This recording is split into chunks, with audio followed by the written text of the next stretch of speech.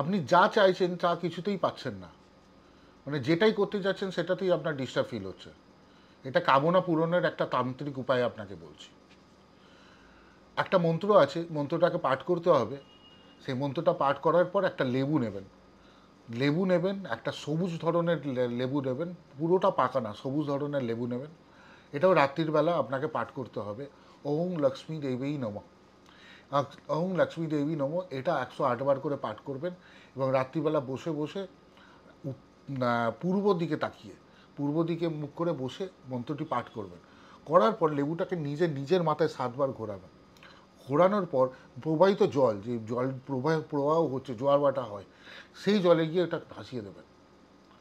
দেখবেন বেশি দিন না, 21 থেকে 45 দিনের মধ্যে আপনি যেটা চাইছেন সেই জিনিসটা পূরণ হতে হবে এবং হতে বাধ্য। এইভাবে প্রত্যেক দিন আমি নতুন করে ভিডিও আপনাদেরকে নিয়ে আসি তান্ত্রিক উপায়। দেখতে থাকুন, লাইক করুন, সাবস্ক্রাইব করুন, আর বেল আইকনটা টিপতে ভুলবেন না। ভালো থাকবেন।